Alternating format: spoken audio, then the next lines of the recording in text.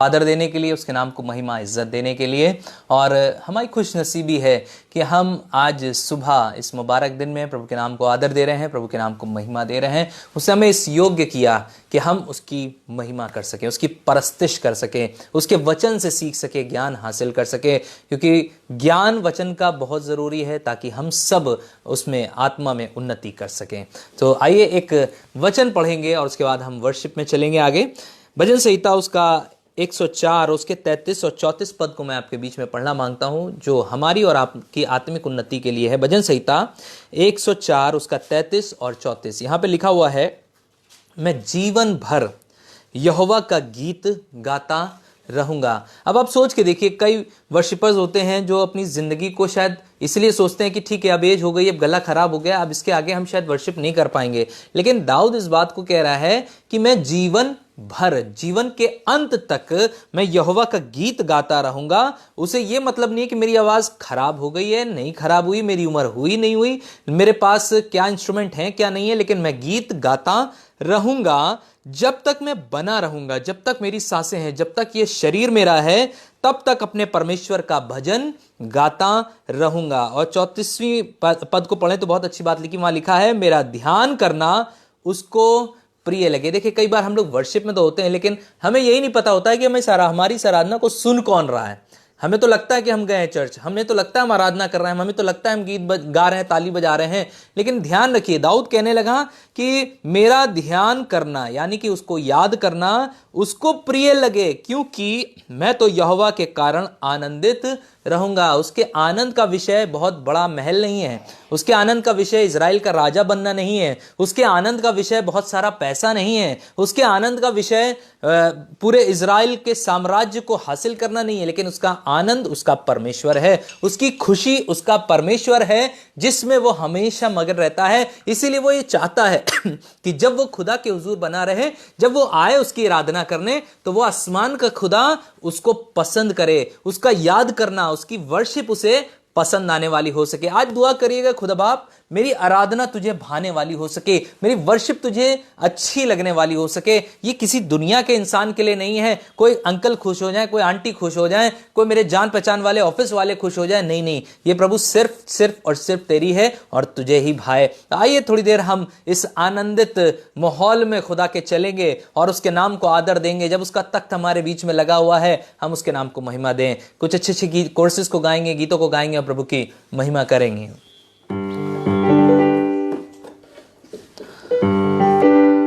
तुम दिल में ऐसे बस गए, जिंदगी भर के लिए राजा बन गए, जीवन में ऐसा काम कर गए, शाप मेरे चलते बन गए।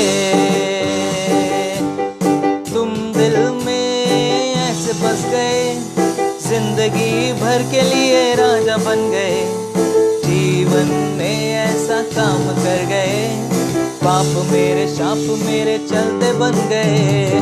दिल में जान में होठों पे आंखों में तू है, दिल में जान में होठों पे आंखों में तू है, दिल में जान में होठों पे आंखों में तू है, दिल में जान में होठों पे आंखों में तू है, तू ही है, तू ही है, तू ही है राजा, तू ही है, तू ही है, तू ही है, तू ही है राजा, तू ही है।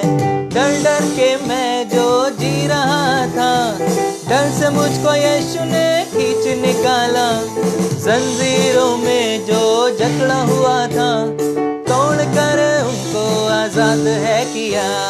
डर डर के मैं जो जी रहा था, डर से मुझको यीशु ने खींच निकाला, जंजीरों में जो जकड़ा हुआ था, तोड़ कर उनको आजाद है किया। तुम दिल में ऐसे बस गए, जिंदगी भर के लिए राजा बन गए, जीवन में ऐसा काम कर गए, पाप मेरे शाप मेरे चलते बन गए। दिल में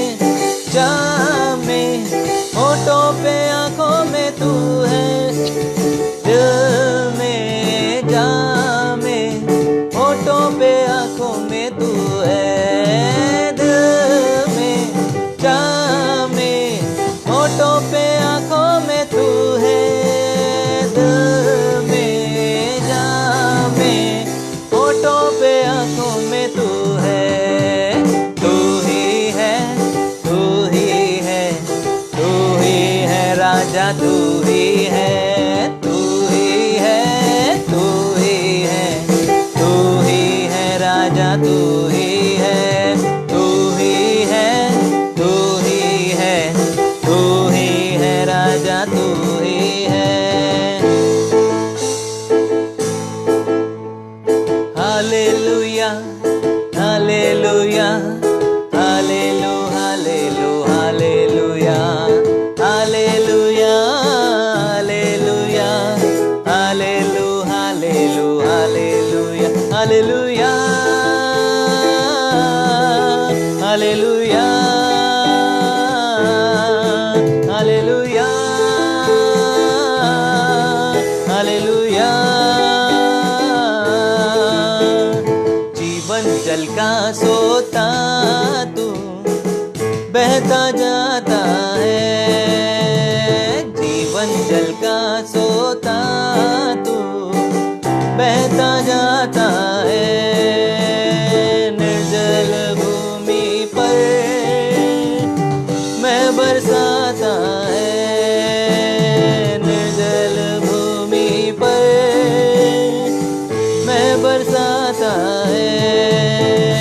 hallelujah, hallelujah, hallelu, hallelu, hallelujah, hallelujah, hallelujah, hallelu, hallelu, hallelujah, hallelujah, hallelujah, hallelujah, hallelujah. उल्फत का सागर था तू मसीहा, तो भी तू सूली पर प्यासा हुआ। उल्फत का सागर था तू मसीहा, तो भी तू सूली पर प्यासा हुआ। दे के लहू तूने मुझको है मोल लिया, दे के लहू तूने मुझको है मोल लिया। Hallelujah, hallelujah, hallelu, hallelu, hallelujah, hallelujah, hallelujah, hallelu, hallelu, hallelujah, hallelujah, hallelujah, hallelujah, hallelujah.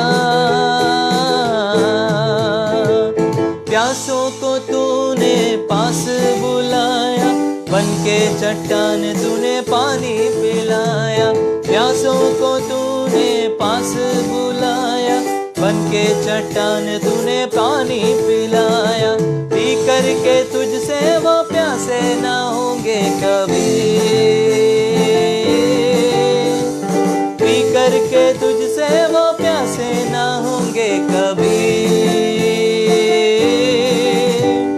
Hallelujah, hallelujah, hallelu, hallelu, hallelujah, hallelujah, hallelujah, hallelu, hallelu, hallelujah, hallelujah, hallelujah, hallelujah, hallelujah. जल का सोता तू बहता जाता है, जीवन जल का सोता तू बहता जाता है। निर्जल भूमि पर मैं बरसाता है, निर्जल भूमि पर मैं बरसाता है।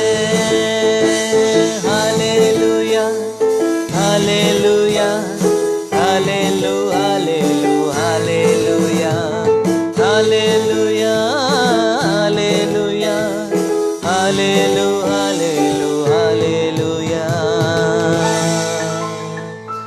वाकई में खुदावंद हमारा बहुत ही भला परमेश्वर है, जो हमें जो प्यासी भूमि है, जो हमारा जीवन सूखा और निर्जन है, जिसमें कोई दम नहीं है, कोई जान नहीं है, उसमें वो जिंदगी बहा देता है, उसमें वो बरकतों को ले आता है। आइए थोड़ी देर के लिए अपनी आंखों को बंद करेंगे, अपने सरों को जिंदा खुदा के हुजूर खम करेंगे बड़ी पवित्रता के साथ, क्योंकि वो पवित्र है। हम उसके हुजूर आएंगे, अपने आप को खुदा के हाथ में समर्पित करेंगे और वाकई में जो जो उसने कहा हमारे लिए वो पूरा किया। हमारी हर एक इच्छा को पूरा किया। हमारे लिए अगर उसने बरकत ठहराई तो उसने बरकत दी, हमारे लिए जिंदगी ठहराई तो उसने जिंदगी दी। सोच के देखिए, इस साल कितने लोग इस दुनिया से रहलत कर गए। इस कोरोना काल में अगर उसने हमें जिंदगी के लिए मुकर्रर कर दिया है तो ये जिंदगी शैतान हमसे नहीं छीन सकता है। और यकीन जानिए, आज भी वो तैयार खड़ा है कि किसका जीवन देखे कमजोर और फाड़ खाए। एक सिंह के समान वो घूम रहा है। मुझे और आपको आज सिर्फ एक काम करने की जरूरत है, किसी भी दुनिया की चीज से बेहतर बढ़कर अपने खुदा को आदर देना है, खुदा को महिमा देनी है, वही इस योग्य है। Let's worship him, let's adore him, let's magnify his beautiful name. सोने चांदी से भी ज्यादा कीमती तू, मेरी हर खुशी से ज्यादा कीमती तू, सोने चांदी से भी ज्यादा कीमती तू, मेरी हर खुशी से ज्यादा कीमती तू, मेरे खुदा तू है सब कुछ मेरा, मेरे खुदा तू है सब कुछ मेरा,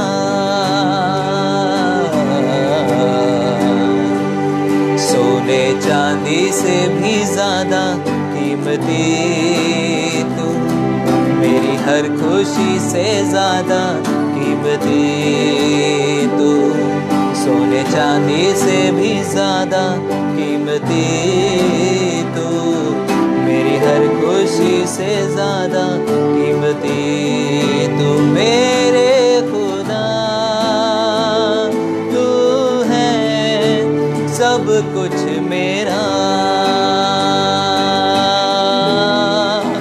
मेरे खुदा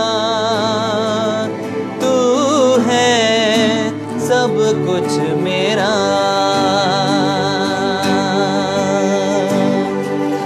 तू कुद्दूस है, तू रहीम है, कोई तुझ सा ना, तू अजीम है, तू कुद्दूस है, तू रहीम है, कोई तुझ सा ना, तू अजीम है, जिंदगी से भी ज्यादा कीमती तू, मेरी हर खुशी से ज्यादा कीमती तू, जिंदगी से भी ज्यादा कीमती तू, मेरी हर खुशी से ज्यादा कीमती तू, मेरे खुदा तू है सब कुछ मेरा, मेरे खुदा तू है सब कुछ मेरा,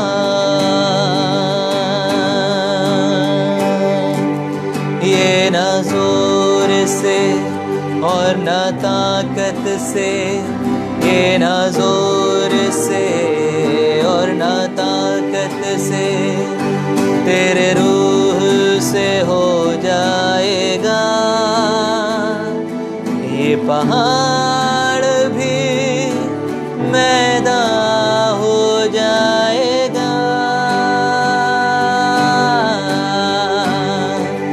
ये पहाड़ भी मैदान हो जाएगा, ये ना जोर से और ना ताकत से, ये ना जोर से और ना ताकत से, तेरे रूह से हो जाएगा, ये पहाड़ भी मैदान हो जाएगा, ये पहाड़ भी मैदान हो जाएगा, ये पहाड़ भी मैदान हो जाएगा।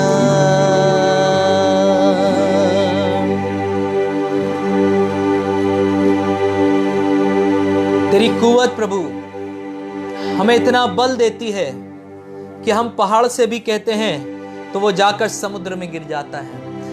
हम कह भर देते हैं और दुष्ट आत्माएं छोड़कर शरीर चली जाती हैं।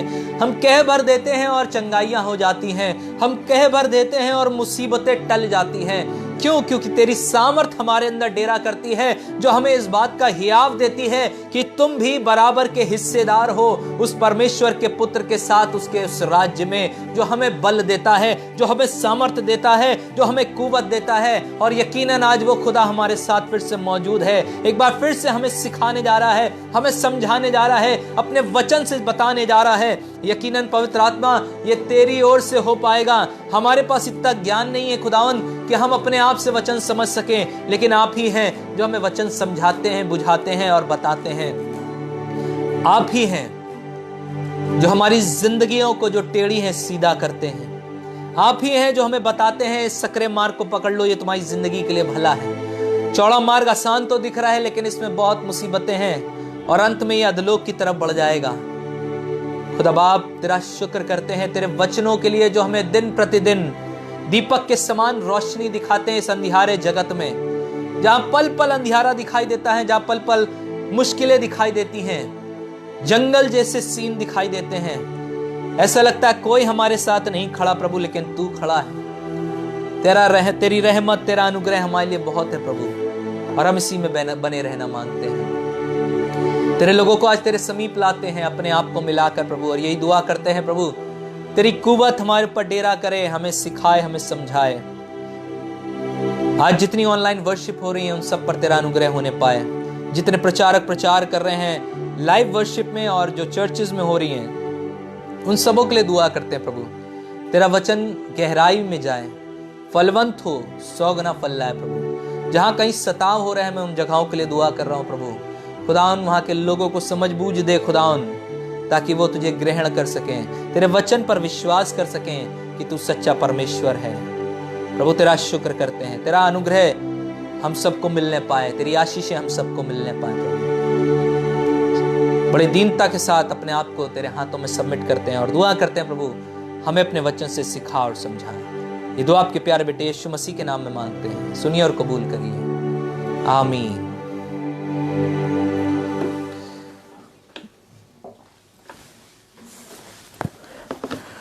Praise Lord, hallelujah. प्रभु के नाम को आदर मिले, प्रभु के नाम को इज्जत मिले। वही सारी महिमा और सारी बुजुर्गी के योग्य है, हम में से कोई भी नहीं। और जो कुछ कुव्वतें खुदा की ओर से मिली हैं, हर रोज उसका शुक्र करिएगा। जब जब आपको याद आए, आपके घर में आपको कोई ऐसी चीज दिखाई दे, शायद हम उसको खरीदने वाले कभी ना हो पाते, लेकिन आपको खुदा ने दी, उसका शुक्र करिए। आप अच्छे से अच्छा खा पी रहे हैं, खुदा का शुक्र करिए। आप अच्छे घर में रह रहे हैं, हर बीमारी आजारी से बचे हैं, हॉस्पिटल्स की आप हालत जानते हैं इस समय क्या हो रही है, खुदा का शुक्र करिए, क्योंकि वही सारी आदर और सारी महिमा के योग्य है। और आज का जो मैं विषय आपके बीच में रखना मांगता हूं, जिससे आपको आशीष मिलेगी, मुझे बहुत आशीष मिली। और आज ये वचन कई दिनों से मेरे दिमाग में था और इसको मैं आपके बीच में बांटना मांग रहा था, लेकिन कुछ ऐसी वजहें थी जिनकी वजह से मैं पूरी तरह से अपने आप को कंफर्म करना मांग रहा था कि आज मैं वचन देने के लिए तैयार हूं कि नहीं हूं, और तब जाके बड़ी तैयारी के साथ आज आपके बीच में ये वचन रखना मांगता हूं और खुदा के नाम को आदर देना मांगता हूं, क्योंकि वो इस योग्य है। आज का मेरा विषय है फॉर हिज नेम सेक। परमेश्वर अपने नाम की खातिर हमें आशीष देता है, बरकत देता है, सक्सेसफुल करता है, हमारा उद्धार करता है सिर्फ अपने नाम की खातिर, सिर्फ अपने नाम की खातिर। और इसको समझने के लिए पहले हमें यह समझना जरूरी है कि हम इस दुनिया में क्यों हैं, हमारे आने का इस दुनिया में क्या मकसद है, क्या कारण है। और जिसने ये चीज समझ ली उसके लिए आशीष ही आशीष उपज दी है। इसलिए आज हम इस विषय पे बहुत गहन चिंतन करेंगे।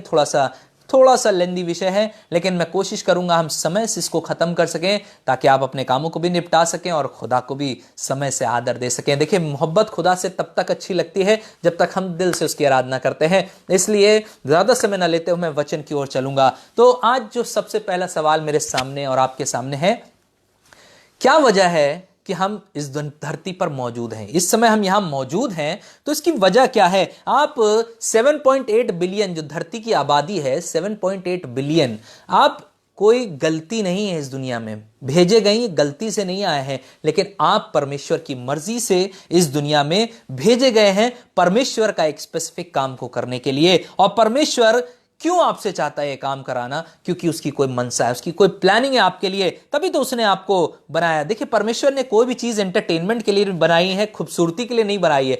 हर एक की परमेश्वर ने एक वजह बनाई है, जिसकी वजह से कोई भी चीज आपको जो दुनिया में दिखती है वो किसी वजह से मौजूद है। जैसे कि एग्जाम्पल देता हूं, फूलों का कलर आपको कितना खूबसूरत लगता है, आपको लगता है कितना प्यारा फूल है, कितना सुंदर फूल है, इसका कलर कितना खूबसूरत है। लेकिन मैं आपको बताना मांगता हूं, हर एक फूल को जो कलर खुदा ने दिया है वो पर्टिकुलरली किसी कीड़े को अट्रैक्ट करने के लिए दिया है। ऐसे सारे जानवर, सारे जितने भी जानवर हैं दुनिया में, वो सब कलर ब्लाइंड होते हैं, लेकिन इन कीड़ों को खुदा ने एक ऐसी दृष्टि दी है जिसमें सिर्फ एक स्पेसिफिक कलर को ही वो पहचान पाते हैं और देख पाते हैं और उस पर जाके बैठते हैं। और आपको मालूम है, जब फूल पे भौरा बैठता है या जो भी मधुमक्खी होती है वो बैठती है, और जब वो दूसरे फूल पे जाती है तो वो फूल आगे जाके फल बन जाता है। इस तरीके से परमेश्वर ने सब चीज को प्लान किया है। तो ये कलर्स जो हैं स्पेसिफिकली अगर फूलों में डाले हैं परमेश्वर ने, तो किसी वजह से डाले हैं। इसीलिए हम और आप धरती पर भेजे गए हैं तो किसी वजह से भेजे गए हैं। यीशु मसीह ने भी इस बात का एग्जाम्पल दिया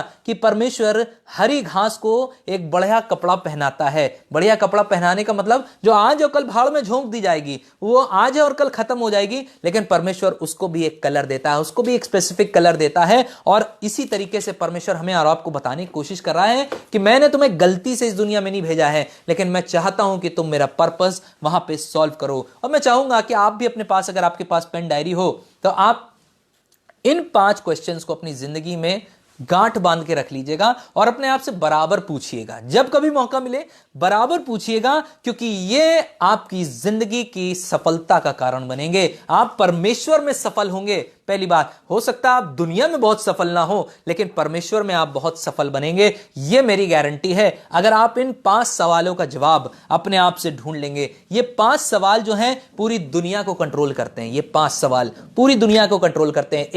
एक पुल के नीचे बैठा हुआ भिखारी भी इस बात का जवाब ढूंढने की कोशिश कर रहा है। एक महलों में रहने वाला आदमी भी इस सवाल का जवाब ढूंढने की कोशिश कर रहा है। हर जाति, हर रंग, हर भेद के इंसान इस समय इस सवाल का जवाब ढूंढने की कोशिश कर रहे हैं। ये सवाल जो हैं, ये इंडस्ट्रीज बनाते हैं, ये उद्योग को बनाते हैं, ये फैशन वर्ल्ड को बनाते हैं, ये एंटरटेनमेंट वर्ल्ड को बनाते हैं। ये हमें रोज सवेरे उठाते हैं, ये 5 सवाल रोज हमें उठाते हैं। और करप्ट लीडर्स को भी यही 5 सवाल बनाते हैं। और साथ ही साथ हम एक दूसरे को अगर बुराई भलाई करते हैं तो ये 5 सवाल ही ये काम कराते हैं। ये सारे पॉलिटिशियंस को, सारी कंट्रीज को कंट्रोल करते हैं, प्राइम मिनिस्टर्स को कंट्रोल करते हैं, प्रधानमंत्रियों को कंट्रोल करते हैं।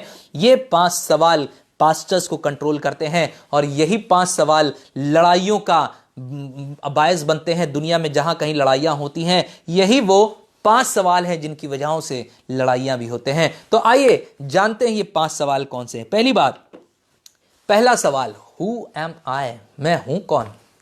पहला सवाल अपने से पूछने की जरूरत है, हु एम आई। दूसरा सवाल, वेयर आई एम फ्रॉम? मैं कहां से हूं? पहला सवाल, मैं कौन हूं, मैं कहां से हूं। तीसरा सवाल, वाई एम आई हेयर, मैं यहां पर क्यों हूं। चौथा सवाल, वॉट कैन आई डू, मैं क्या कर सकता हूं। और पांचवा सवाल है, वेयर आई एम गोइंग, मैं कहां जाने वाला हूं। मैं एक बार फिर से रिपीट करता हूं ताकि आप सब नोट कर लीजिए। पहला सवाल, हु एम आई, मैं कौन हूं। दूसरा सवाल, वेयर आई एम फ्रॉम, मैं कहां से हूं। तीसरा सवाल, वाई आई एम हियर, मैं यहां पर क्यों हूं। चौथा सवाल, व्हाट कैन आई डू, मैं क्या कर सकता हूं। वेयर आई एम गोइंग, ये पांचवा सवाल है, मैं कहां जाने वाला हूं।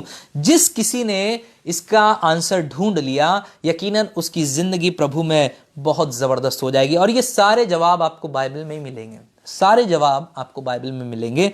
देखिए, सबसे बड़ी इस समय हमारी जिंदगी की ट्रेजेडी क्या है, हमारी दुख की जो घड़ी, दुख जो है इस दुनिया में, वो सबसे बड़ा क्या है हमारी जिंदगी का, मौत नहीं है। इंसान मौत को दुख जो है अपने जिंदगी का सबसे बड़ा दुख ना समझे, लेकिन मौत जिंदगी का सबसे बड़ा दुख है कि एक जीवन जिसका कोई उद्देश्य ना हो, एक जीवन जिसका कोई उद्देश्य ना हो। और इसीलिए बहुत जरूरी है कि हम इन सवालों का जवाब ढूंढ पाएं। अगर हमारे पास अपने जीने का मकसद नहीं है, हमारे पास कोई पर्पस नहीं है, तो ये जिंदगी सबसे बेकार है जो हम जी रहे हैं। इसलिए without purpose life has no meaning. अगर आपके पास पर्पस नहीं है, आपके पास उद्देश्य नहीं है, तो आपकी जिंदगी का भी कोई मतलब नहीं बनता। एक्चुअली ये में तीसरा वाला क्वेश्चन है, जो भी मैंने 5 क्वेश्चन दिए उसमें से तीसरा वाला क्वेश्चन है कि मेरा उद्देश्य क्या है।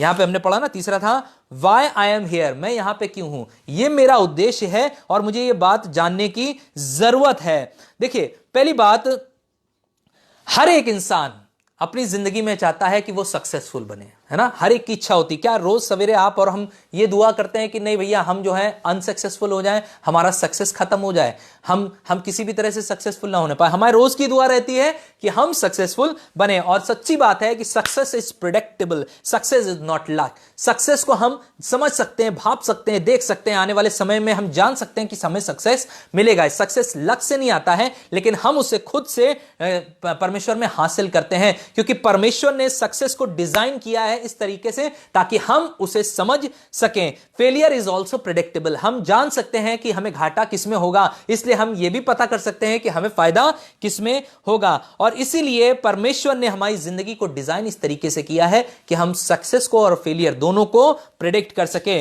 और परमेश्वर की जो डिजाइनिंग है वो कभी भी गड़बड़ाती नहीं है इस विषय पे। क्या आपने कभी देखा है कि एक परमेश्वर ने चिड़िया बनाई है जो कभी उड़ नहीं पाती हो? क्या आपने देखा कि कोई एक मछली बनाई जो कभी पानी में तैर नहीं पाती हो? या आपने कभी देखा कि बीज लगाया गया जमीन में और वो कभी उग नहीं पाया? आपने पानी डाला, खाद डाली, लेकिन आपने दुआ करी, लेकिन वो उगा नहीं।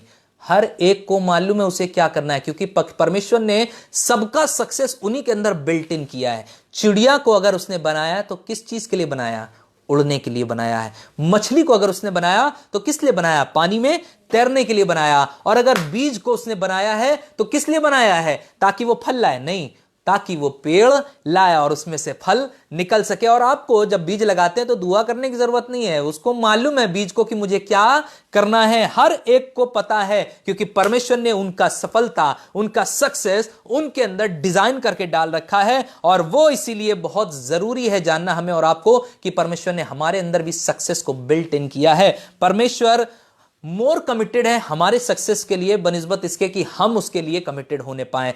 परमेश्वर को मालूम है कि वो क्यों हमें सक्सेसफुल बनाना चाहता है। हमारा सक्सेस परमेश्वर के लिए बहुत इंपॉर्टेंट है। इसको जानना जिसके लिए आसान हो जाए उसके लिए जिंदगी बहुत आसान हो जाती है। जब मुझे पता चला तो मेरी जिंदगी बहुत अच्छी हो गई इस विषय पे, क्योंकि मैं बोल्ड हो गया। मुझे मालूम है कि परमेश्वर ने मेरे लिए सक्सेस को डिजाइन किया और मैं अब परमेश्वर पर प्रेशर डाल सकता हूं। मैं कुछ भी बोलता हूं, परमेश्वर उस चीज को पूरा करता है। मेरे बच्चा इस बात को जानता है, मेरी बीवी इस बात को जानती है, मेरे घर के लोग इस बात को जानते हैं कि अगर हम परमेश्वर पर किसी चीज का प्रेशर डालते हैं तो परमेश्वर यकीनन जो चीजें उसे मालूम है कि मेरे हक के लिए ठीक है, उसको वो यकीनन पूरी भी करता है। और इसीलिए success is designed bye God for us. बस परमेश्वर ने सक्सेस को हमारे लिए डिजाइन किया है। वो चाहता है कि हम जीत सकें। और इसीलिए हर एक मैन्युफैक्चरर, परमेश्वर एक मैन्युफैक्चरर है, वैसे ही दुनिया में भी बहुत से मैन्युफैक्चरर हैं जो बनाते हैं चीजों को।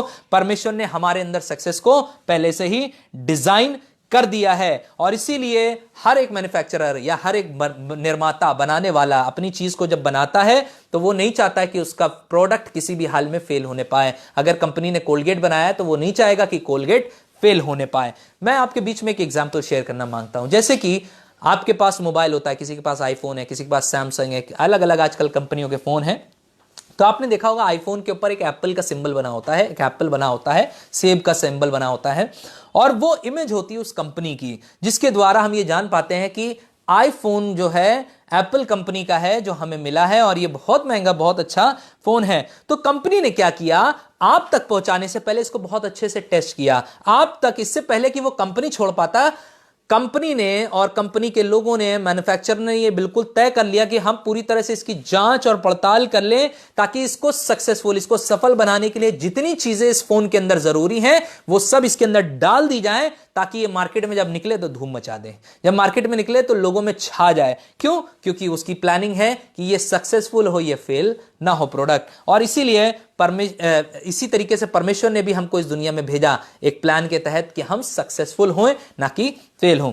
फिर क्या करता है वो मैन्युफैक्चरर, आईफोन वाला, वो क्या करता है, एक बॉक्स लेता है, उसके अंदर फोन को रखता है, लेकिन फोन नीचे रखता है, और फोन के ऊपर एक मैनुअल भी रख देता है, एक ऐसी पुस्तक रख देता है जिसमें सारे इंस्ट्रक्शंस लिखे होते हैं। आप जब बॉक्स खोलते हो तो सबसे पहले आपको फोन नहीं दिखता है, सबसे पहले वो इंस्ट्रक्शंस दिखते हैं, वो बुक दिखती है, जिसके द्वारा आप समझ पाते हो कि भैया इसमें क्या लिखा है। हम सब, आप और आप उसे क्या कहते हैं, उसे मैनुअल कहते हैं। क्या कहते हैं? मैनुअल। मेन्यू का मतलब होता है टू मेक, बनाना, और अल का मतलब होता है टू थिंक। तो मैनुअल का जो सिंपली मीनिंग होता है the makers mind on paper, यानी कि जो बनाने वाला है इस आईफोन का, उसने अपना सारा दिमाग एक पेपर पे लिख के आपको दिया है, ताकि आप इसे अच्छे से चला सको।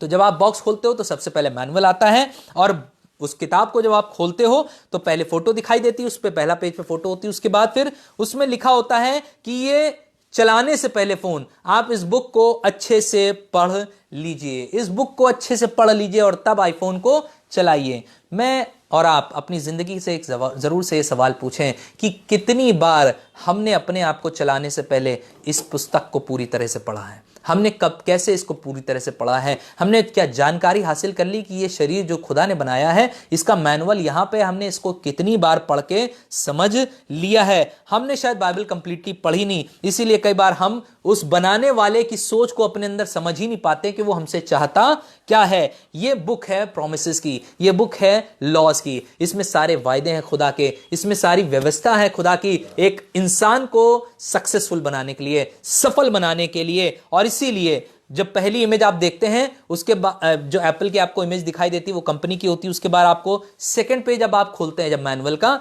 तो उसमें सारे वायदे लिखे होते हैं कि ये प्रोडक्ट जो है इस तरह से परफॉर्म करेगा, उस तरह से परफॉर्म करेगा। आपको अगर इसकी आपको सफलता अच्छी चाहिए तो आप इस तरीके से काम करेगा, इस प्रोडक्ट के साथ उस तरीके से काम करेगा, और एक लंबी लिस्ट होती है सारे वायदों की कि ये प्रोडक्ट आपको इस तरह से हेल्प करेगा, आपकी मदद करेगा। तीसरा पेज खोलेंगे तो उसमें सारे इंस्ट्रक्शंस लिखे होते हैं, लॉज लिखी होती है, व्यवस्था लिखी होती है कि इसको पानी के निकट यूज ना करें, आग के निकट यूज ना करें, अपने आप से खोलने की या बनाने की कोशिश ना करें। और चौथा पेज वहां पे लिखा होता है कि ये प्रोडक्ट आपकी सफलता का कारण तभी बन पाएगा जब आप सारी चीजों को इसकी फॉलो करेंगे। और आखिरी पेज पे तो बहुत अच्छी बात लिखी, उसमें गारंटी और वारंटी दोनों लिखी होती है। और गारंटी का मतलब क्या होता है? देखिए, वारंटी को होती है if you obey the laws. Warranty का मतलब होता है कि किसी प्रोडक्ट की अगर आप लॉज को फॉलो करते हैं तो ये हम गारंटी देते हैं, कंपनी वाले कह रहे हैं हम ये गारंटी करते हैं। अगर आप वारंटी चाहते हैं इसकी, तो गारंटी हमारी ये है कि आप पहले जितनी चीजें लिखी हैं आप सब फॉलो करें इसकी, तब हम आपको गारंटी देते हैं कि इसमें कोई भी खराबी होगी तो हम इसे वापस लेंगे, हम इसे बचाएंगे, हम इसे बनाएंगे और आपको वापस भेज देंगे। इसलिए अगर कोई भी दिक्कत हो तो अपने आप से बनाने की कोशिश ना करें, लेकिन एक ऑथराइज्ड डीलर को दें। जब आपका आईफोन बिगड़ता है तो आपके मोहल्ले में किसी को भी दे आते हैं? नहीं देते हैं। आपका फोन नॉर्मल, आईफोन छोड़िए, नॉर्मल फोन भी बिगड़ेगा तो आप किसी के पास नहीं जाते हैं, लेकिन आप कहां जाते हैं? कंपनी के ऑथराइज्ड डीलर के पास। आप फैक्ट्री में नहीं जाते हैं, लेकिन अब आप डीलरों के पास जाते हैं जो ऑथराइज्ड डीलर हैं। दुनिया में ढेरों डीलर्स हैं, ढेरों डीलर्स हैं, लेकिन बाइबल ऑथराइज्ड डीलर की अगर बात करती तो सिर्फ एक है जो आपको और हमें सही कर सकता है। जैसे आप अपना फोन लेके ऑथराइज्ड डीलर के पास जाते हैं, एलजी का हो, सैमसंग का हो, किसी का भी हो, बिल्कुल ऐसे ही बाइबल भी इंसानों का जो डीलर है, जो ऑथराइज्ड डीलर है, वो है खुदावंद यीशु मसीह, जिसके बारे में वो बताता है कि जाओ भैया तो उसी के पास जाओ, क्योंकि वही तुम्हें ठीक करने की सामर्थ रखता है। इसीलिए हमें और आपको ये जानने की जरूरत है कि आपको और हमें खुदा ने एक ऑथराइज डीलर दिया है जिसके जरिए हम अपनी जिंदगी को और बेहतर बना सकते हैं। इधर उधर जाकर अपनी जिंदगी को बर्बाद मत कर लीजिए, अपनी जिंदगी को तबाह मत कर लीजिए, इधर उधर के चक्करों में पड़ के अपनी जिंदगी को खत्म मत कर दीजिए, लेकिन ऑथराइज डीलर के पास जाइए जो बाइबल के मुताबिक सिर्फ और सिर्फ यीशु मसीह है। वही आपको ठीक कर सकता है, वही आपको बना सकता है। और देखिए वो क्या कहते हैं, अगर आपका प्रोडक्ट बिगड़ जाए, फोन बिगड़ जाए, तो कुछ ना करिए, आप बॉक्स में डालिए, सील करिए, हमारे खर्चे पर हमें वापस भेजिए, हम उसे रिपेयर करेंगे, ठीक करेंगे, नहीं होगा तो रिप्लेस करेंगे और फिर आपको वापस अपने खर्चे पर भेजेंगे। क्या बात है भाई, कितने अच्छे लोग हैं ना। आपको लगेगा ये कंपनी वाले कितने अच्छे हैं। क्या वो आपको जानते हैं? नहीं, वो बिल पे नाम भी नहीं जानते कौन है, शक्ल भी नहीं पहचानते कौन है, लेकिन उसके बावजूद वो हमारे लिए इतने अच्छे क्यों हैं, वो हमसे इतना प्यार क्यों दिखा रहे हैं? पता, वो आपसे नहीं प्यार करते हैं, आपको नहीं पसंद करते हैं, लेकिन वो अपने नाम को बड़ा पसंद करते हैं। उस इमेज को, जो एप्पल की इमेज बनी हुई है, उसे बड़ा पसंद करते हैं और अपने नाम को बिगड़ने नहीं देना मांगते हैं। इसीलिए वो आपके लिए इतने अच्छे बन जाते हैं। वो कहते हैं आप मुझे भेज दो, हम वायदा करते हैं कि I will defend, I will protect, I will replace, I will repair, restore, not for your sake. हम तुम्हारे लिए काम नहीं करेंगे, but they are protecting their name. वो अपने नाम को बचाने की कोशिश कर रहे हैं, बिल्कुल ऐसे ही, क्योंकि उनकी रेपो खतरे में है, उनकी इज्जत खतरे में है। अगर लोग निकल के बाहर कहेंगे कि भैया आईफोन लिया, बकवास है, इसको आज के बाद कोई यूज मत करना, बिल्कुल ऐसी। ये रेपो शब्द, ये रेपुटेशन वर्ड भी बाइबल में आता है, अगर आपने पढ़ा होगा तो बाइबल में लिखा है। अब मैं आता हूं अपने मैसेज पे, नेम सेक, जिसको मैंने अभी स्टार्ट में बोला था कि ये मेरा आज का विषय है, नेम सेक, अपने नाम की खातिर। परमेश्वर अपने नाम की खातिर वो हमारी सहायता करता है, वो हमें सक्सेसफुल, वो हमें सफल बनाता है। क्यों? देखिए, success of product is important for the name of the company. अगर प्रोडक्ट सक्सेसफुल हुआ तो उसमें कंपनी का नाम होगा, लेकिन अगर वो खराब हुआ, उसकी रेपो बिगड़ी, तो कंपनी की भी रेपो बिगड़ जाएगी। इसलिए कंपनी को आपके नाम से कोई नहीं मतलब है, लेकिन उन्हें अपने प्रोडक्ट से मतलब है और अपने नाम से मतलब है कि वो किसी भी तरह से बर्बाद ना होने पाए। तो सबसे पहला काम जो मैन्युफैक्चरर ने क्या किया, उसने जब आईफोन बनाया तो उस पर अपनी इमेज बनाई, अपनी कंपनी का ब्रांड बनाया, एप्पल ब्रांड बनाया और उसको चिपकाया। बिल्कुल ऐसे ही परमेश्वर ने भी कहा, जब इंसान को तैयार किया, कहा आओ हम मनुष्य को अपने स्वरूप में और अपने अनुसार बनाएंगे और उस पर अपनी मोहर, अपनी छाप डालेंगे। और इसी तरीके से उसने हमें बनाया। अगर आप हारे, अगर आप असफल हुए, तो ये सारा ब्लेम परमेश्वर पे जाएगा। इसीलिए मैं आपको एक गुड न्यूज़ देना मांगता हूं, आपको एक अच्छी खबर देना मांगता हूं कि अब से आप असफल नहीं होंगे, अब से आप फेल नहीं होंगे, क्योंकि परमेश्वर इस बात को हर जगह बोलता है। बाइबल में जहां कहीं आप इजराइलियों के विषय में पढ़ेंगे, उनके कुड़कुड़ाने और बुड़बुड़ाने के विषय में पढ़ेंगे, तो परमेश्वर पता क्या कहता है, तुम टेढ़े हो, तुम मेढ़े हो, तुम खराब हो, तुम बदतमीज हो, तुमने ऐसा किया, तुमने वैसा किया, तुमने मुझे कुड़कुड़ाया, बुड़बुड़ाया और मैं तुम्हें मार डालना चाहता हूं। वो कहता है मैं तुम्हें मार डालना चाहता हूं, लेकिन उसके बाद भी पता क्या कहता है, मैं तुम्हें आशीष दूंगा, मैं तुम्हें फलाऊंगा, फुलाऊंगा, बढ़ाऊंगा, मैं तुम्हें छुड़ाऊंगा। ये इसलिए नहीं कि मैं तुमसे प्यार करता हूं, अपने नाम की खातिर। इज़राइल को कहा उसने, मैं तुम्हारे लिए नहीं करूंगा, लेकिन मैं अपने नाम की खातिर, क्योंकि दुनिया में यह नाम जाना जाएगा, इज़राइली उसी नाम से जाने जाएंगे कि उनको खुदा ने कितनी बरकत दी। मैं अपने नाम की खातिर मैं तुम्हें आशीष दूंगा, मैं तुम्हें बरकत दूंगा। इसलिए अजीजों, अगर आज आपसे खुदा कहता है कि जाओ घर बनाओ, जाओ चर्च बनाओ, जाओ कॉलेज जाओ, जाओ पास्टर बन जाओ, जाओ पॉलिटिशियन बन जाओ, जाओ लॉयर बन जाओ, जाओ टीचर बन जाओ, जो कुछ कहता है तो आप जाओ, क्योंकि परमेश्वर आपको यह सामर्थ्य दे रहा है, क्योंकि आपके अंदर ये एबिलिटी है कि आप कर सकते हो। आपके अंदर परमेश्वर ने ये कुव्वत डाली है कि आप चीज कर सकते हो। इसलिए सिर्फ अपने नाम की खातिर वह आपके जीवन में बड़े बड़े काम करेगा। आपको जो अभी दर्शन दिखाई देते हैं, आप जाइए और लोगों से इसका बात करना शुरू करिए, लोगों को बताना शुरू करिए कि परमेश्वर मुझे ये दिखा रहा है, परमेश्वर मुझे ये बता रहा है। और यकीन जानिए, आप ये सब बोल के परमेश्वर पर प्रेशर डालते हो और अपने नाम की खातिर, अपने नाम की खातिर आने वाले हो सकता है 10 सालों में आपके जो दोस्त अभी आप जब बोलते हो उनसे वो हंसते हैं आपके ऊपर, आने वाले 10 सालों में वही चीजों को होते हुए देखेंगे तो दंग रह जाएंगे। क्यों? क्योंकि परमेश्वर के नाम दांव पे लगा हुआ है। परमेश्वर अपना काम करने जा रहा है। आप कभी भी किसी चिड़िया को असफल नहीं देखोगे उड़ने में, कभी भी किसी मछली को नहीं देखोगे तैरने में, और किसी भी बीज को जो पेड़ जमीन से उगता है उसमें असफल होते हुए नहीं देखेगो। क्यों? क्योंकि अगर यह असफल हुए तो परमेश्वर का नाम खतरे में आ जाएगा, परमेश्वर का नाम ट्रबल हो जाएगा। क्यों? क्योंकि यह प्रॉब्लम है, यह प्रॉब्लम है। इसीलिए परमेश्वर ने सब चीजों को इनबिल्ट सक्सेसफुल बनाया है। वो किसी भी तरीके से आपको सक्सेसफुल नहीं होने देगा। परमेश्वर बहुत बुद्धिमान है। उसने जब बनाया तो उसने व्यवस्था बनाई, इंसान को बनाया, साथ साथ उसने व्यवस्था बनाई ताकि इंसान की सक्सेस की गारंटी उसकी व्यवस्था को जानने के द्वारा हो सके। यह है व्यवस्था जिसके द्वारा इंसान सक्सेसफुल हो सकता है। उसने यहोशू से क्या कहा? यहोशू 1:8 में लिखा हुआ है, व्यवस्था की, क्या लिखा है? व्यवस्था की यह पुस्तक तेरे चित्त से कभी उतरने ना पाए, दिन और रात इसी पर ध्यान किए रहना। ऐसा करने से तेरे सब काम सफल होंगे और तू प्रभावशाली होगा। याद कर ले, समझ ले, बूझ ले, किसी तरह इस व्यवस्था को जान ले जो मैंने लिखी है, ताकि तू प्रभावशाली हो। तू असफल नहीं होगा लेकिन तू सफल हो जाएगा।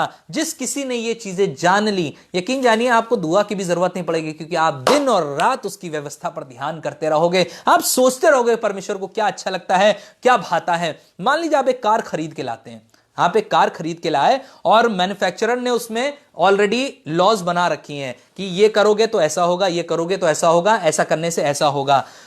तो जब आपको पेट्रोल डालना हो गाड़ी में, पेट्रोल टैंक में पेट्रोल डालना हो, तो आप दुआ नहीं करते हो कि भैया क्या डालें इसमें, क्या करते हो ये दुआ? नहीं। आपको मालूम है उसमें एक व्यवस्था लिखी हुई है, यूज अनलेडेड पेट्रोल ओनली। ये मैन्युफैक्चरर ने पहले से बता रखा है कि इस गाड़ी के अंदर अनलेडेड पेट्रोल ही डालना। अब ये आपकी इच्छा है, आप उसमें जूस डालो, कोल्ड ड्रिंक डालो, ये आपकी इच्छा है। लेकिन मैन्युफैक्चरर से आप उसे ये नहीं सलाह दे सकते हो कि मुझे ये पसंद है जूस डालना, मैं इसमें जूस डालूंगा। मैन्युफैक्चरर ने आपको बता दिया, अगर कार आपको अच्छे से चलानी है तो पहली बात ध्यान रख लो कि इसमें पेट्रोल ही डलेगा। ये उसकी व्यवस्था है जो उसने ठहराई है। बिल्कुल ऐसे ही परमेश्वर ने भी हमें हमारी व्यवस्था के निमित्त ठहराया है ताकि हम सक्सेसफुल हो सकें, और वो चाहता है इस व्यवस्था को पढ़कर इंसान सक्सेसफुल हो जाए। परमेश्वर ने देखिए क्या बोला व्यवस्था में, बोला उसने तू व्यभिचार ना करना। उसने आगे कुछ नहीं समझाया, उसने बस इतना करके छोड़ दिया। कितनी अजीब बात है ना कि परमेश्वर ने सिर्फ इतना बोला कि तू व्यभिचार ना करना, बाकी कुछ नहीं समझाया। देखिए जब कभी बनाने वाला निर्माता कोई चीज को बनाता है तो उसमें जो व्यवस्थाएं डालता है, जो लॉज डालता है, उसको सिर्फ वो अनाउंस करता है, वो किसी से परमिशन नहीं लेता है कि भैया ऐसा कर लोगे तो ठीक होगा। नहीं, वो कहता है ऐसा करना पड़ेगा ताकि ये प्रोडक्ट सक्सेसफुल हो जाए। जैसे कि आप प्रेस खरीदते हो और प्रेस खरीदने के बाद उसमें जो आपका मैनुअल आता है उसमें लिखा होता है इसको पानी के निकट इस्तेमाल मत करें। क्यों लिखा हुआ है? वो आगे क्यों नहीं लिख रहा है इसमें? ये क्या होगा, आप छुओ, आप इसे पानी में रखोगे तो आपको करंट लग जाएगा, आप मर जाओगे। ये सब क्यों नहीं लिखता है? आपको सब पता है, आपको सब पहले से पता है। लेकिन बस हम क्या हैं, हम मैन्युफैक्चरर को टेस्ट करते हैं कि देखें होता भी है कि नहीं। और जब आप प्रेस को पानी में लेके जाते हैं तो क्या होता है? बहुत बढ़िया वाला झटका मिलता है। और इसीलिए परमेश्वर ने हर चीज को डिजाइन किया है इनबिल्ट सक्सेस के लिए। अगर मछली पानी छोड़कर बाहर आ जाए, मछली पानी छोड़कर बाहर जाए, फिलहाल आती नहीं है, वो आदमियों से ज्यादा स्मार्ट है, इंसानों से ज्यादा। वो अपनी व्यवस्था को नहीं तोड़ती। उसे मालूम है कि अगर मैं पानी से बाहर निकली नहीं कि मैं मर जाऊंगी, इसलिए वो पानी को छोड़कर कभी नहीं बाहर आती है। लेकिन हम और आप यही गड़बड़ करते हैं, हम और आप यही गड़बड़ करते हैं। हम बार बार परमेश्वर जो हमारा बनाने वाला है, जो हमारा निर्माता है, हम उसे टेस्ट करते हैं। कोई चिड़िया कभी ऐसा नहीं करती कि पैदल लाओ सड़क पे टहल के आते हैं, या जमीन पे पड़ा हुआ बीज कहता है लाओ आज पत्थर पे उगने की कोशिश करें। हर एक को अपनी व्यवस्था मालूम है, उसे अपनी तरीका मालूम है कि वो सक्सेसफुल कैसे हो सकता है। लेकिन बस सारी प्रॉब्लम हम इंसानों के साथ हैं, क्योंकि हम परमेश्वर को टेस्ट करते हैं। और जब हम परमेश्वर को टेस्ट करते हैं, उसकी व्यवस्था को टेस्ट करते हैं, तो आप यकीन जानिए हमारे जीवन में कई बार टूट फूट होती है, डिवोर्सेस होते हैं, लोग बीमार पड़ते हैं। क्यों? क्योंकि हम व्यवस्था को तोड़ते हैं जिस तरीके से बनाया है परमेश्वर ने। अब आप सोचिए, जो जानवर घास खाता है, जो जानवर घास खाता है, उसकी खूबी यह है कि वो गांजे के पेड़ के पास या अफीम के पेड़ के पास जाता है, लेकिन अफीम और गांजे की पत्ती को कभी नहीं खाता है, क्योंकि उसके यहां पर उसकी व्यवस्था में यह चीज लिखी हुई है कि तुम्हें यह नहीं खाना है, और वो उसे छोड़कर चला जाता है। कितनी खूबसूरत बात है। परमेश्वर ने उनके अंदर व्यवस्था डाली, हमारे अंदर व्यवस्था डाली, वो नहीं तोड़ रहे हैं, लेकिन हम व्यवस्था को तोड़ते हैं। तो success and failure are results of decisions in our lives. हमारे जीवन में अगर हम सक्सेसफुल होना चाहते हैं तो वो भी हमारा डिसीजन है, अगर हम फेलियर चाहते हैं तो वो भी हमारा ही डिसीजन होगा। परमेश्वर को ब्लेम करने की जरूरत नहीं है। अगर हम विजन देखते हैं तो वो हमारा डिसिप्लिन डिटरमाइन करता है। हम जो कोई दर्शन देखते हैं आगे भविष्य में हम वैसे ही बन जाते हैं। परमेश्वर ने क्या किया? परमेश्वर ने जब हमें और आपको बनाया तो उसने पहले ही हमें बना के खत्म कर दिया और तब उसने शुरू किया। आप कहोगे ये क्या समझाने की कोशिश कर रहे हो? पहले उसने बनाया और फिर उसने शुरू किया। God finished you before you were started. परमेश्वर ने आपको पहले ही खत्म कर दिया था जब आप बनाना शुरू किए जाने वाले थे। आप व्यवस्था को रखिए, सिर्फ अपने दिमाग में थोड़ी देर व्यवस्था रखिएगा और इस वचन को समझने की कोशिश करिएगा। यिर्मयाह 29:11 में लिखा हुआ है, मेरे साथ निकाल लीजिए और पढ़ लीजिए ताकि हम सब इस व्यवस्था को बहुत अच्छे से जान लें। यहां लिखा हुआ है, क्योंकि यहोवा की यह वाणी है कि जो कल्पनाएं मैं तुम्हारे विषय करता हूं उन्हें मैं जानता हूं। कह रहा है परमेश्वर, I have plans for you and I know them.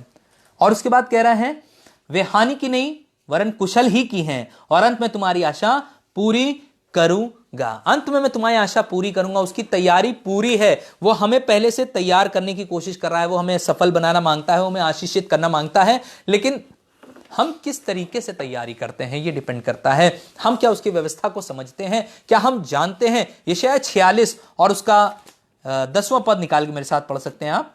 यशायाह 46 और उसका 10। यहां पे लिखा हुआ है, बहुत इंपॉर्टेंट चीज है जो हम शेयर करने जा रहे हैं। लिखा है, मैं तो अंत की बात आदि से और प्राचीन काल से उस समय की बात को बताता आया हूं जो अब तक नहीं हुई। मैं कहता हूं मेरी युक्ति स्थिर रहेगी और मैं अपनी इच्छा को पूरी। देखिए कितनी खूबसूरत बात लिखा है यहां पे। अगर इंग्लिश में पढ़ें तो लिखा है, declaring the end from the beginning, यानी कि अंत को शुरू में ही बता देता है। परमेश्वर की खूबी यह है कि जो अंत है वो शुरू में बता देता है। And from ancient time things that are not yet done, saying my council shall stand and I will do all my pleasure. जो मुझे भाता है मैं करूंगा, जो मेरी काउंसिल मुझे बताती है, जो मेरी समझ मुझे बताती है, मैं वो करता हूं और मैं अंत को पहले से ही आदि से ठहरा के रखता हूं। कितनी खूबसूरत बात है कि अंत पहले से परमेश्वर सेट कर देता है, उसके बाद शुरू से काम करना शुरू करता है। परमेश्वर यही तो हमें सिखाने की कोशिश कर रहा है कि मैंने तुम्हारे लिए तुम्हारा अंत पहले से ठहरा रखा है। आपको चिंता होगी क्या होगा भविष्य, लेकिन परमेश्वर कह रहा है मैंने तुम्हारा अंत पहले से ही ठहरा दिया है। इसलिए परमेश्वर हमें और आपको माता के गर्भ में जब लाता है उससे पहले ही वो हमारे भविष्य को ठहरा चुका है।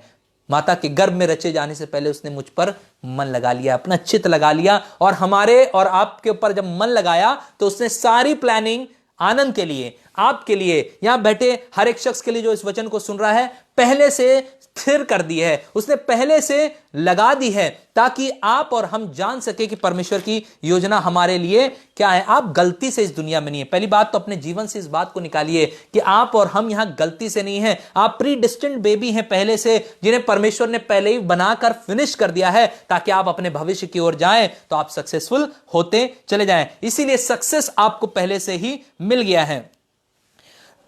कभी भी अपने सक्सेस को या अपने जीवन को आंकिएगा नहीं कि हम कहां किस जगह पैदा हुए हैं। हो सकता है आप किसी झोपड़ी में पैदा हुए हो, लेकिन परमेश्वर आपके लिए बेस्ट से बेस्ट करने जा रहा है। उसने आपके लिए पहले से बड़ी चीजों को ठहरा के रखा है और वो सक्सेस निश्चय आपको देगा। साइंटिस्ट पता इस बात को बोलते हैं कि 500 मिलियन मेल एग्स जो होते हैं वो गर्भाशय में दौड़ते हैं अंडे की ओर ताकि बेबी बना सकें, और आप यकीन जानेंगे 500 मिलियन मेल एग्स में से सिर्फ एक पहुंचता है और जाके वो बेबी बनता है। इसका मतलब आप समझ रहे हैं, जो जीता वो कौन है? वो आप और हम हैं। वो जो जीतते हैं वो आप और हम हैं। इसलिए परमेश्वर आपको इसलिए नहीं बुलाता है कि आप विजेता बनो, आप ऑलरेडी विजेता हो। 499 मिलियन जितने भी मेल एग्स थे उनमें आपको परमेश्वर ने चुना कि आप इस दुनिया में आ सको। आप गलती नहीं हो, परमेश्वर ने आपके लिए कुछ पहले से ठहरा रखा था, इसलिए आप इस दुनिया में मौजूद हो ताकि परमेश्वर के नाम को आप आदर दे सको। भजन संहिता 139 और उसके 16वें पद में लिखा हुआ है 39, भजन संहिता 139 उसके 16वें पद में लिखा है, तेरी आंखों ने मेरे बेडौल तत्व को देखा और मेरे सब अंगों को जो दिन दिन बनते जाते थे रचे जाने से पहले तेरी पुस्तक में लिखे हुए थे। सोच के देखिए, हमारे सारी डिजाइनिंग, हमारी बॉडी का अल्ट्रासाउंड टोटल जो हमें यहाँ पे अब मिलता है, जब हम जाते हैं बच्चे का अल्ट्रासाउंड कराने और उस पे पेपर पे सब आता है लिख के कि बच्चे की ये हाइट है, ये लेंथ है, दिल की धड़कन सही चल रही, ऑलरेडी लिखा हुआ है। पहला अल्ट्रासाउंड आपका वहीं पे हो चुका है जिसमें उसने बता दिया है कि आनंद किस हाइट पर जाएगा, उसकी बालों का कलर क्या होगा, उसकी आंखों का कलर क्या होगा, वो कैसा बोलेगा, उसके बोली का टेक्सचर क्या होगा। Already it is written in the Bible. उसके व्यवस्था की पुस्तक में सब कुछ पहले से परमेश्वर ने दर्ज कर दिया है। आप चोजन वर्क हैं परमेश्वर का, आप एक ऐसी कल्पना है परमेश्वर की जिसने उसने पहले से, जगत की उत्पत्ति से पहले से ठहरा दिया। अगर आपको लगता है कि यीशु मसीह 2020 साल पहले मर के जा चुका है तो शायद हम और आप गलत होंगे। हम और आप गलत होंगे। लोग कहते हैं ना यीशु मसीह आया था अब से 2020 साल पहले। नहीं, 2020 साल पहले नहीं आया यीशु मसीह। हमें और आपको ये जानने की जरूरत है। तो बहुत लेट बता रहे हैं आप, बहुत बेकार टाइम बता रहे हैं जिसमें यीशु मसीह आया है। मैं आपको कुछ और चीजें बताना चाहता हूं, कुछ फैक्ट बताना चाहता हूं कि बाइबल के अनुसार जब उसने मनुष्यों की सृष्टि करी, उसकी सृष्टि में जब उसने सृष्टि करना शुरू करी तो उसकी काउंसिल बैठी, उसने काउंसिल करी, उसने सलाह मशवरा किया। 3 लोग मौजूद थे उस सलाह मशवरा में या उसकी मीटिंग में। 3 लोग काउंसिल में बैठे हुए थे। पता कौन कौन? पिता, पुत्र और पवित्र आत्मा। ये तीनों बैठ के बातें कर रहे थे। और भजन संहिता अगर 19वां पद आप पढ़ें तो आपको मजा आएगी। देखिए, परमेश्वर जब भी काम करता है तो सलाह सहमति से करता है, और तीनों सलाह करते हैं, पिता, पुत्र, पवित्र आत्मा। भजन संहिता 19वां अध्याय और उसका 21वां पद।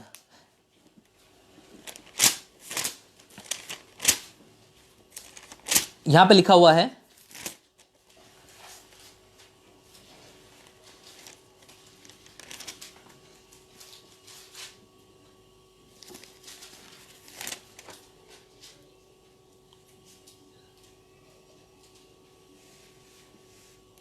यहां पे लिखा हुआ है कि परमेश्वर, मनुष्य के मन में कल्पनाएं तो बहुत सी होती हैं, बहुत सी नीति वचन और उसका 19वां अध्याय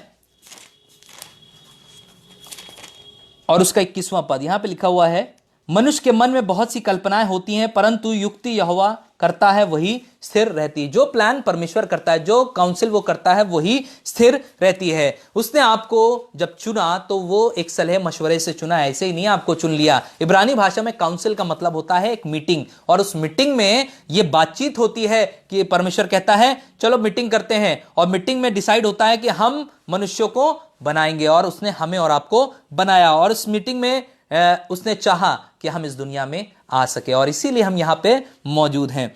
अच्छा, इस मीटिंग में देखिए एक बड़ी अच्छी बात यह थी कि जब पिता बैठता है, पुत्र बैठता है, पवित्र आत्मा बैठता है, ये तीनों आपस बात करते हैं कि आओ हम मनुष्यों में को बनाए। परमेश्वर कहता है मैं उन्हें एक स्थिर आत्मा दूंगा, और वो उस आत्मा यानी कि स्थिर आत्मा, वो कहता है कि मैं उन्हें अपनी स्वेच्छा दूंगा, लेकिन मुझे मालूम है कि वो इस स्वेच्छा का गलत इस्तेमाल करेगा। तो पुत्र कहता है कि हो सकता है ये हमारे खिलाफ भी जा सकें।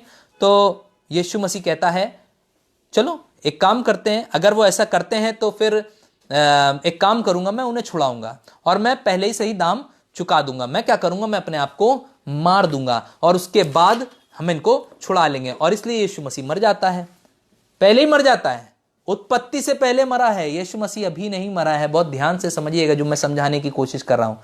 तीनों बैठे बात कर रहे हैं और तीनों ने अपनी सलाह मशवरा में यह बात तय करी कि इंसान को बनाना तो है हमें, और उसे स्वेच्छा भी देनी है, और पक्की बात है वो अपनी स्वेच्छा का पूरा गलत इस्तेमाल करेगा, लेकिन हमें उन्हें बचाना है। मैं काम करूंगा कि मैं मर जाऊंगा ताकि उनका उद्धार हो सके, मैं पूरा पेमेंट कर दूंगा इस विषय का ताकि वो बच सकें। मेरे साथ निकाल के आप पढ़िए प्रकाशित वाक्य उसका 13वां अध्याय और उसका 8वां पद। प्रकाशित वाक्य आपको अभी समझ में आ जाएगा कि यीशु मसीह अभी 2008 साल पहले नहीं मरा है किसी भी हाल में। वो कब मरा है, क्यों मरा, कहां मरा, आपको भी पता चलता है। 13वां अध्याय उसका 8वां पद यहां लिखा हुआ है, और पृथ्वी के सब रहने वाले जिनके नाम उस मेमने की पुस्तक में लिखे नहीं गए, जो जगत की उत्पत्ति के समय से घात हुआ, उस पशु की पूजा करेंगे। बहुत ध्यान से समझिए क्या लिखा है, जो जगत की उत्पत्ति के समय से घात हुआ।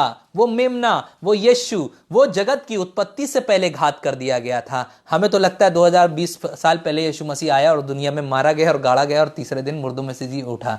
नहीं, ये जगत की उत्पत्ति से वो मेमना हमारे लिए डाला गया ताकि हमारा उद्धार हो सके, हमें छुड़ाया जा सके हमारे पापों से, और उसके बाद हम पूरी तरह से आजाद हो सकें। आप और हम गलती नहीं है। आप और हम इस दुनिया में भेजे गए हैं तो एक मकसद के साथ भेजे गए हैं, और मकसद यह है कि हम परमेश्वर की महिमा को इस धरती पर प्रकट कर सकें। यीशु ने हमारा पूरा दाम चुका दिया, सिर्फ इसलिए चुका दिया ताकि हम नई जिंदगी में प्रवेश कर सकें। आदम ने इसीलिए जब गलती करी, आदम ने जब पाप किया तो परमेश्वर किसी भी हाल में परेशान नहीं हुआ। ध्यान से समझिएगा, बाइबल में कहीं नहीं लिखा परमेश्वर परेशान हो गया। परमेश्वर को मालूम था ऑलरेडी मेरे प्लान में है, ये मेरे प्लान में है। तभी उत्पत्ति में जो लिखा है कि मनुष्य तेरी और सांप के लिए लिखा हुआ है कि मैं तेरे और मनुष्य जाति के बीच में बैर उत्पन्न करूंगा, वो तेरे सर को कुचलेगा, वह तेरे सर को। ये जो स्टेटमेंट है वह का मतलब होता है सिंगल, एक पर्सन के लिए, वो यीशु मसीह उसके सर को कुचलेगा और तू उसकी एड़ी को डसेगा। यहां पर परमेश्वर साफ साफ बयान कर रहा है, प्लानिंग बहुत पहले हो चुकी थी, काम आगे वाले समय में होना तय था। इसलिए अगर आपको लगता है कि अभी यीशु मसीह मरा, नहीं, परमेश्वर पहले ऑलरेडी सारे काम को खत्म कर चुका है, अब वो शुरू कर रहा है। और इसीलिए उसने यीशु मसीह को 2020 साल पहले भेजा ताकि उद्धार का काम पूरा कर सके। इसलिए सब कुछ कवर्ड है, अब आपको चिंता करने की जरूरत नहीं है। आपको सिर्फ दिल से अपने गुनाहों की माफी मांगते हुए परमेश्वर के पास आना है, क्योंकि आपका दाम यीशु ने जगत की उत्पत्ति से पहले चुका दिया। आप गलती नहीं हो, आप कोई ऐसी मिस्टेक नहीं हो कि आप इस दुनिया में आ गए हो, लेकिन आप परमेश्वर का चुना हुआ एक वंश हो, जो आप आए हो इस दुनिया में ताकि परमेश्वर के काम को यहां पर अंजाम दे सको। इसलिए परमेश्वर भी आपके लिए काम करेगा, क्योंकि वो नहीं चाहता है आप जो उसके बनाए हुए इस दुनिया में फेल हो जाओ। हो सकता है शायद एक दिन लग जाए, शायद हो सकता है एक महीना लग जाए, शायद एक साल लग जाए, लेकिन मेरी गारंटी है, क्योंकि उसने आपसे कहा है कि व्यवस्था की ये पुस्तक तेरे चित्त से कभी ना उतरने पाए। दिन रात इसी पर ध्यान करे रहना। अगर ऐसा तू करेगा तो तेरे सारे काम सफल होंगे और तू प्रभावशाली होगा। हम और आप सक्सेस अपनी मेहनत से चाहते हैं, मेहनत बहुत जरूरी है, लेकिन अगर हम इसका इस्तेमाल नहीं करेंगे जो हमें जिंदगी देता है, जो हमें व्यवस्था देता है, जो हमारे मार्ग के लिए दीपक बनता है, जो हमें पापों में गिरने से बचाता है, तो यकीन जानिए हम आगे कुछ नहीं कर पाएंगे। इसलिए परमेश्वर को अपना काम करने दीजिए, आप अपना काम करिए। बस ये ध्यान रखिएगा कि आप परमेश्वर की अद्भुत रचना है। परमेश्वर ने सब कुछ बनाया, लेकिन उसमें इंसानों को श्रेष्ठ बनाया और पूरी पृथ्वी पर अधिकार दिया। क्योंकि परमेश्वर को यह भाया कि वो इंसानों को इस धरती को दे ताकि वो उस पर रहें और परमेश्वर की महिमा पूरी करें। हमें और आपको उसने सक्सेसफुल बनाया है, हमें और आपको उसने गारंटीड सक्सेसफुल बनाया है। और कभी भी ये मत सोचिए, अपनी जिंदगी में हताश मत होइए कि हमारी जिंदगी अब किसी काम की नहीं है। क्योंकि परमेश्वर का एक पर्पस है आपको इस दुनिया में भेजने का। परमेश्वर आपको इस कलाम से बहुत और बहुत आशीष दे। जय मसीह की। प्रभु आपको आशीष दे। आइए हम दुआ करेंगे इस वचन के लिए। प्यारे खुदावंद, हम आपके निहायत ही शुक्रगुजार हैं प्रभु, आप हमारे जिंदा खुदा हैं। धन्यवादित हैं इस वचन को हमें समझाने और सिखाने के लिए, और ये बताने के लिए कि हम इस दुनिया में गलती से नहीं आए हैं, लेकिन प्रभु तेरे प्लान के तहत आए हैं ताकि तेरे काम को यहाँ अंजाम दे सकें, तेरी बातों को तेरे लोगों में बता सकें और समझा सकें प्रभु, और इससे द्वारा हम बहुत से लोगों को गले में तेरे शामिल कर सकें। प्रभु एक बार फिर से आपके चरणों में आते हैं, आज के वचन को लाते हैं और दुआ करते हैं वचन हमारी जिंदगियों में 100 गुना फलवंत हो, आशीषित हो। प्रभु मैं दुआ करता हूं हर एक जन इसके द्वारा आशीषित हो, धन्य हो प्रभु। और खुदाउन जब हम तेरी हुजूरी में खड़े हों प्रभु, तो हम इस बात को कह सकें प्रभु कि हमने तेरी व्यवस्था को अपने जीवन में रखा, जाना और माना, और हमें यकीन है प्रभु तू हमें सक्सेसफुल बनाएगा। प्रभु हम दुआ करते हैं एक बार फिर से, अगर कोई असफल है इस दुनिया में, अपने मन में कुछ ऐसा सोच रहा है कि हमारी जिंदगी इस दुनिया में बेकार है, प्रभु मैं दुआ करता हूँ आप इसके वचन के द्वारा उस भाई से बात करें, उस बहन से बात करें, ताकि खुदा उसका जीवन भी प्रभु तुझ में सुरक्षित और सफल होने पाए। सारा आदर आपको देते हैं, आप इस योग्य यीशु के नाम में इस दुआ को मांगते हैं, आमीन। अब परमेश्वर का प्रेम, प्रभु यीशु मसीह का अनुग्रह, पवित्र आत्मा की सहभागिता अब से लेकर हमेशा तक हम सब ईमानदारों के साथ जब तक यीशु मसीह ना आए होती रहे, आमीन। खुदा आपको आशीष दे। God bless you. जय मसीह की। जय मसीह।